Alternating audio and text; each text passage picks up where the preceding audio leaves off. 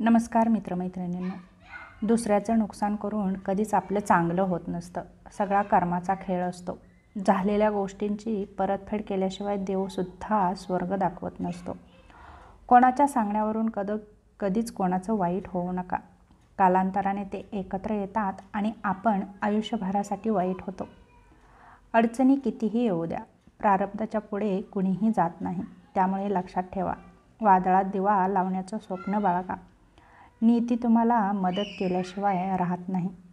तेव्हा नक्कीच एकमेकांना मदत करत पुढे जाण्याचा नक्कीच प्रयत्न करा. आयुष्य हे एखाद्या मडक्यासारखं असतं. आकार बिघडला की मडकं बिघडतं. त्याचप्रमाणे माणसाचं पाऊल चुकीच्या वळणावर पडलं की माणूस बिघडतो.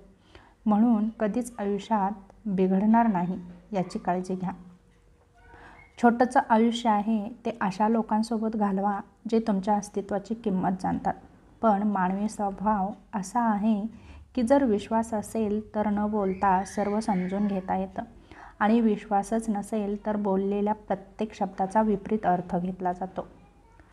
प्रयत्न न करता सहजपणे मिळेल अशी कोणतीही गोष्ट या भूतलावर तर अस्तित्वात नाही.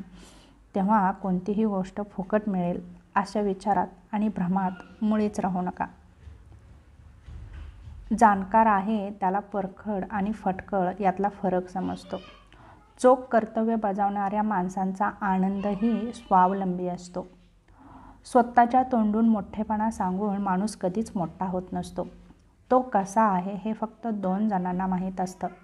एक तर अंतरात्मा आणि दुसरं म्हणजे परमात्मा. वास्तवतेपासून दूर नेणाऱ्या अनेक गोष्टी आपल्या आसपास आहेत. म्हणूनच आपण अशांत आहोत. वास्तव स्वीकारलं की आनंदाचा शोध हा लागतोच. आयुष्यातील सगळ्यात मोठा गुन्हा आपल्यामुळे एखाद्याच्या डोळ्यात पाणी येणं. या जगातील सर्वोत्तम आणि अति अनमोल भेट म्हणजे एखाद्याने आपल्याला आपल्या कठीण प्रसंगी दिलेला त्याचा बहुमूल्य वेळ आणि मानसिक आधार असतो. तेव्हा वेळ आणि मानसिक आधार देणाऱ्या तुमच्या मित्राला कधीही विसरू नका. कारण तो तुम्हाला एखाद्या ऊर्जेसारखं उत्साहित करत असतो आणि प्रेरणा देत असतो पुढं जाण्यासाठी. अहंकार हा वाऱ्यासारखा असतो. फरक फक्त एवढाच की वाऱ्याने झाडाची पानं तुटतात आणि अहंकाराने माणसं तुटतात. तेव्हा बिनकामाचा अहंकार बाळगण्यापेक्षा माणसे जोडा. हीच माणसं तुम्हाला संकटसमयी उपयोगी पडतात. अन्यथा अहंकार असेल तर एकही माणूस तुमच्याजवळ येणार नाही. आयुष्य हा खेळ पण क्रिकेटसारखंच आहे. येणारा कोणता चेंडू आपली विकेट घेऊन जाईल सांगता येणार नाही. म्हणून आपण जोपर्यंत आहोत तोपर्यंत असं जगून घ्या की आपण गेल्यानंतर पण सर्वांच्या लक्षात राहिलं पाहिजे.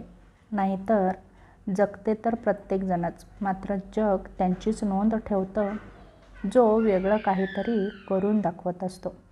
तेव्हा जगापेक्षा वेगळं काहीतरी करून दाखवण्याचा नक्कीच प्रयत्न करत राहा. देताना समाधान आणि घेताना जाणीव असली की माणुसकी निर्माण होते. संकट टाळणं हे माणसाच्या हातात नसतं, पण त्या संकटाचा सामना करणं नक्कीच आपल्या हातात असतं. तेव्हा येणाऱ्या संकटांना न घाबरता नक्कीच त्याचा सामना करण्याचा प्रयत्न करा. वेल इवलीशी असली तरी आधार भक्कम असेल तर ती आभाळाची उंची गाठतं. म्हणून आधार असा असावा की जो आपल्याला उंची गाठायला शिकवेल. तेव्हा नेहमीच उंचीवर जाण्याचा नक्कीच प्रयत्न करत राहा. एक दिवस तुम्ही नक्कीच यशाचं शिखर पार केल्याशिवाय राहणार नाही.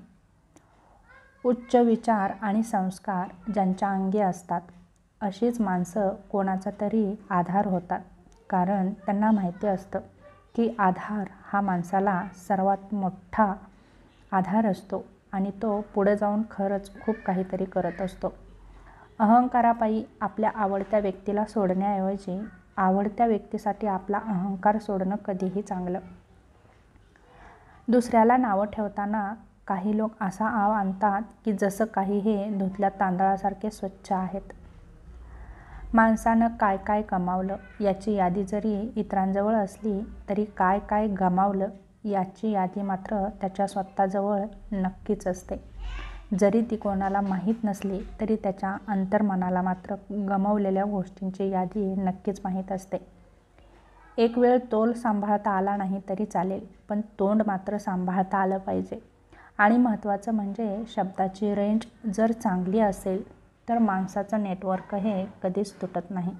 तेव्हा शब्दांनी माणसांना न दुखवता प्रेमाने जिंका, कारण हीच माणसं तुमचा आधार असतात. लक्षात ठेवा, वेळेनुसार जशा तारखा बदलतात तशी गरजेनुसार लोकांच्या बोलण्याची पद्धतसुद्धा बदलते. त्यामुळे जास्त माणुसकी दाखवत बसू नका, नाहीतर नंतर त्रास हा आपल्यालाच होतो. ज्या अनुभवात तुम्हाला भीतीचा सामना करावा लागतो तोच अनुभव तुमची शक्ती, धैर्य आणि आत्मविश्वास वाढवतो. जीवन जगायचं असेल तर त्रास सहन करायला शिका. मेल्यावर तर आगीच्या पण वेदना होत नाहीत. तेव्हा मानवी जीवन हे फक्त सुखानेच किंवा दुःखानेच भरलेलं आहे असं नाही, तर सुख आणि दुःख हे एकापाठोपाठ येत राहतं. घेणाऱ्याच्या अपेक्षेपेक्षा देणाऱ्याची ऐपत नेहमीच कमी असते. सांगायला सगळ्याच गोष्टी सोप्या वाटतात, ती अनुभवाच्या पातळीवर. ज्यावेळी जिथं जे हवं ते त्यावेळी तिथं मिळणं म्हणजे स्वर्ग. जो दुसऱ्यांना मान देतो मुळात तोच स्वतः सन्माननीय असतो, कारण माणूस दुसऱ्यांना तेच देऊ शकतो जे त्याच्या जवळ असतं. कोणत्याही आनंदाला मुहूर्तच लागत नाही. आनंद जेव्हा होत असतो तोच त्याचा मुहूर्त असतो. वाद घालायचाच ठरवला तर छोट्यातल्या छोट्या गोष्टीवर पण वाद घालता येऊ शकतो, पण मनापासून जर समजूनच घ्यायचं ठरवलं तर मोठ्यातल्या मोठ्या गोष्टीतही समजून घेता येऊ शकतं. शेवटी काय, वादांपेक्षा संवाद महत्त्वाचा असतो. सतत संशय घेणाऱ्या माणसांसाठी या जगात कुठेही आनंद मिळत नाही. चांगलं करूनही काही लोक तुम्हाला वाईटच समजत असतील तर तो तुमचा दोष नाही. कदाचित तुम्हाला ओळखण्या इतपतचा बुद्ध्यांक त्यांच्याकडे नसणार. तेव्हा टेन्शन नका घेऊ. जे होतं ते चांगल्यासाठीच होतं. फक्त तुमची भावना चांगली ठेवा. आपलं मन अशा व्यक्तीकडे हलकं करा ते पूर्णपणे तुम्हाला समजून घेऊ शकेल. नाहीतर तुमच्या जीवनाची व्यथा पुढील व्यक्तीसाठी एक साधी कथा नाही झाली पाहिजे. नाहीतर आपली वेदना आपल्याच गैरहजेरीत त्यांच्यासाठी मजाकचा विषय होऊ शकतो. म्हणून जीवनात अशी एक व्यक्ती जपा, ती तुमच्या वेदनेवर शब्दरूपी फुंकर घालायला नेहमीच तयार असेल. हसवताना रडणं विसरणारा असतो. आपल्यासाठी स्वतःला मागे ठेवणारा असतो. कधीच मागत नाही काही परत. मित्र म्हणजे निस्वार्थी मनाचा स्वच्छ आरसा असतो.